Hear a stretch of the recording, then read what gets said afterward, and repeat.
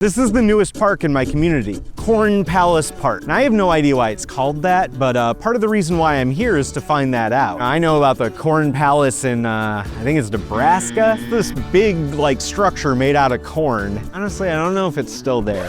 Anyway, we're gonna figure out what the significance is between that place, if anything, and this place. And in the process, we're gonna learn a little bit about the community that I live in, something that's important for people to do. We might even talk to the Mayor of Sunnyvale and the family that brought this all into being. Now, I'm gonna be upfront with you. I'm not active in my community as much as I want to be. So part of what I'm doing here today is doing that, getting active in my community, seeing what's happening in my local area. Now more than ever, I think that's important for people to do. Get off the internet, go out into your community, meet some people, talk to them, learn about the history of the place that you live in, and I don't know, grow as a human being because of it, because community is important. Okay, so real talk, I've never actually been to a ribbon cutting ceremony before, so I'm actually marking off a bucket list item today. I wonder if they're gonna have those oversized scissors. We'll see. All right, folks, welcome to the grand opening of the Corn Palace Park. Yeah! My name is Rachel Davis. I'm the Deputy PIO here, and I'm super excited. We've got a great group of speakers. But first and foremost, we have the Mayor, Larry Klein. Please put it together for Mary Pod. Thank you. Thank you, Rachel. Good afternoon, everyone. Good afternoon. Good afternoon! Good afternoon. Good afternoon! So I'm Sunnyvale Mayor Larry Klein, and I am just overjoyed to be here to welcome everyone to our latest park in the city, the grand opening of Corn Palace Park, where the kernels of our community come together. Something that's truly amazing. This, as I said, is the 27th park for our city. It shows our commitment to open space and making sure that we create those spaces, areas in our city that people can go to commune with nature, as well as get a little exercise and just enjoy a sunny day that Sunnyvale is known for. All right, real quick, let me tell you some hard statistics on why parks actually improve communities that Mayor Klein probably isn't mentioning for brevity. Right off the bat, people who live in cities with high park scores are 9% less likely to suffer from mental health issues, and 21% less likely to be inactive than people in less park-filled cities. The research is pretty obvious on this one. Parks improve people's lives. As a recent historical example, people in cities with parks during COVID-19 lockdown were just generally less depressed. Almost half of all Americans report feeling some form of loneliness or feeling left out of their community. Parks help alleviate that. Could parks be the cure to the male loneliness epidemic? Like and subscribe to find out. In 2013, they did a study in Manchester, England, where they found that parks serve as a cultural ecosystem for people, where you can make new social connections and feel closer to your community in general. Weekly visits to a park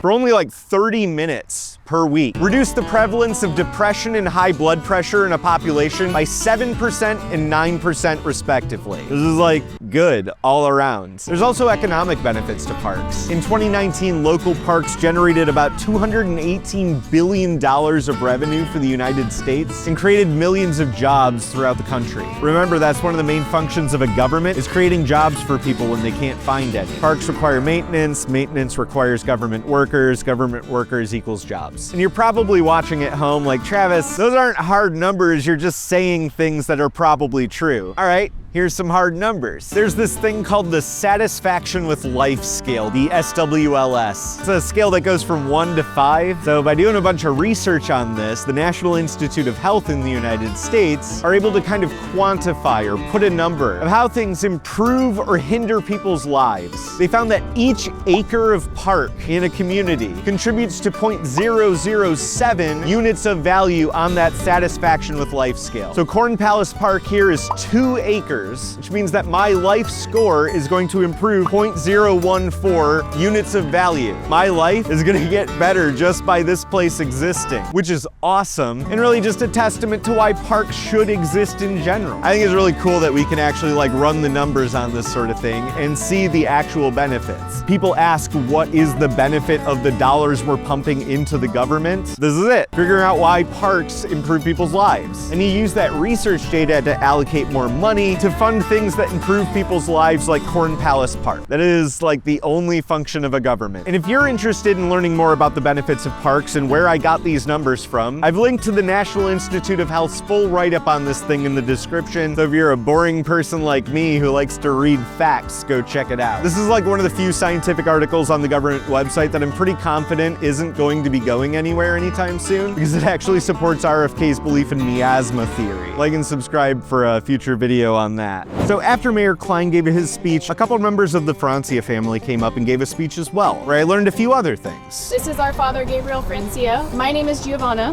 and these are my sisters, Amalia, Rochelle, Kylie, and my brother, Gabriel. We are the grandchildren of Ben Francia, co-owner of the Corn Palace. So this land was in the Francia family's possession since the 1860s, actually. And since 1926, it was co-owned by Joe and Ben Francia. They opened the Corn Palace food stand in 1965, where it stood until 2015, when it eventually closed after their deaths in 2007 and 2013. The Sunnyvale Sun once described the Corn Palace as the one good thing about the Silicon Valley parking lot commute on Lawrence Expressway. So after the brothers died, the family decided to sell the land to the city, and Corn Palace Park is the last little piece. And what this means for me and my channel is that now I've got this really nice fancy park that I get to film in, and I don't have to go all the way down to Ponderosa Park anymore. I still might go down there, it's like a really nice park, but this is nice too, and it's historic, which is important. So look for Corn Palace Park in the background of upcoming TV Travis videos. Like and subscribe for more content about, I don't know, communities. In front of me here is the Corn Palace, located in Sunnyvale, California. And the cars you see up there, that's Lawrence Expressway, which divides Sunnyvale and Santa Clara. It really trims down the urbanization here, keeps this neighborhood with a rural feeling somewhat. Have a nice day. This guy's speeding. They're setting up the ribbon. After all the speeches, it was finally time to cross off that bucket list item. That's 2 already this year. I'm on one. And to my delight, oh, he's got the big scissors. Time to see a dang ribbon get cut. 3, 2, 1, cut! Yeah! So while I waited my turn to talk to the mayor, I took a quick montage to explore the park.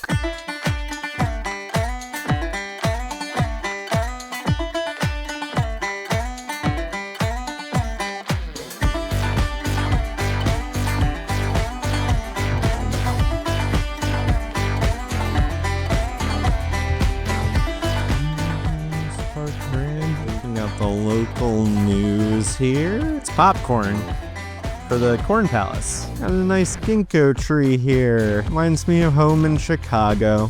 Alley of Heart's Delight. Produce stand and sweet corn. Oh, the pavilion, kind of shaped like a open barn. This thing is like a silo. Tractor equipment. Oh, look at this tarmac is like maze themed. Hold up, hold up. Target acquired. Dog sighting.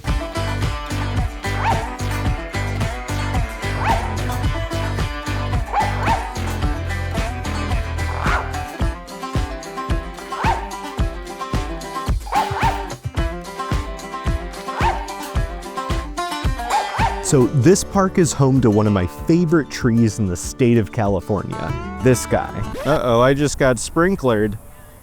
I'm still getting sprinklered. Uh-oh. Now, when I first moved here, this tree had a great big bushy beard. And because of this, I named it Thunder Chungo. I don't know, it seemed appropriate. But they ended up shaving it off just before the grand opening. And now it looks more like, I don't know, a Jace? We're gonna keep calling it Thunder, though.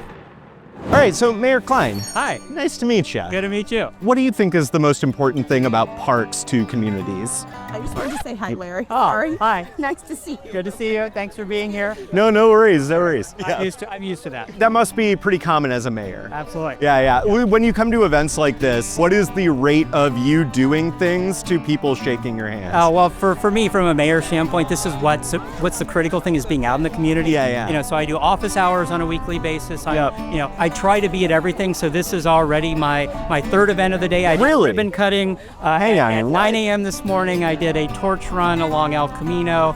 This event, I have another Special Olympics event to go to later tonight. So this is the job of So mayor. it's nonstop. Oh, then. yes, exactly. Gosh, I guess I never really knew what a mayor kind of like daily activities were. Yep. It's just going out in the community, doing things, being seen. A third of the job is running council meetings and working with the city manager. That's what I thought it was. A third of the job is being out in the community, hearing what their concerns are, how you can help. And then a third of the job is actually advocating regionally, whether or not it's a county level, state level, or federal level. I was in Tampa last week at a U.S. Conference of Mayors, kind of highlighting what Sunnyvale is doing and also looking for great ideas to steal from other mayors throughout the country. What kind of good ideas did you get? We're looking at a pilot program for drones as first responders is one thing that we're looking at, but a lot of different things from a public safety standpoint, how to finance new water projects. A little bit of everything from tree with equity access and looking at that from an equity lens. It's fantastic from a city standpoint. Gosh, that sounds awesome. Trying to make your city a little bit better and stealing those good ideas from other cities and what they're doing.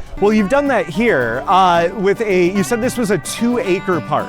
What was the most important thing for you about making this park happen? Sure. So to me, if you look at it historically, our population keeps growing. People want to live in Sunnyvale. People want to live in the heart of Silicon Valley. Every time we're creating more housing, what's important is to make sure that there's open space that meets the needs of residents, because we're always pushing on them, make sure that your lawn is water-wise, that you have, native plants, that you're basically using as less water as possible so you don't have a big lawn. Creating these spaces. Good to see you. Congratulations on the new park. Thank you. Creating these open spaces is critical because you're kind of forcing people not to have lawns anymore. Right. So making sure that there's open grass, that there's playgrounds, and that's what you always hear is residents love our parks. That goes across the board. From a city standpoint, reinvesting to make sure that we continue to renovate all the existing parks. That makes so much sense. I moved here in 1989. I would visit this farm stand, for many years. And, it's like, okay, was sorry to see it close, but happy that we can actually have open space that people can utilize now. Well, thank you so much for talking to you. me. You got a lot of people who want to talk to you. That's the job of the mayor. And thank you very much. Thank you so much, Jack. So we've talked about the impact of this park on the community, but what about the Francia family? It's a very proud moment for us because, we spent our childhood here helping our grandfather and our dad. And so, seeing that the legacy is living on is really, really special to us. I think, obviously we're all a little emotional. It's a bittersweet moment, but I'm looking forward to allowing to come here and, just let our kids run free and let them know that they're still running on this land. It's a different dynamic now than what it was when they were younger and running in the field and through the corn stalks and playing in the stand, and then now they get to play on the playground. So I just really appreciate the community, honestly, the feedback that we see through social media and things like that. People sharing their memories of the Corn Palace and our grandfather and our uncle. That really means a lot to us. So many people grew up knowing the Corn Palace. It's a landmark, right? It had a huge impact on the community, and I think a lot of the surrounding neighbors and everything. So it was everybody loved to come and talk to my grandpa. They didn't buy anything; they would just come and talk to us. He was good at bantering and cracking jokes. Those are tentpole things in communities that people build entire lives around, right? Coming out here, literally only being here a year, seeing everybody at this park. Rally up. It's even I'm getting emotional. It means a lot to us that we get to make new memories with, some of the old memories still being here. Do you have any favorite old memories of the Corn Palace? They're not appropriate. That tree right there, we call it our grandpa. It's your grandfather's tree. That is my favorite tree in California, maybe. Does it have a name? We don't want to say it.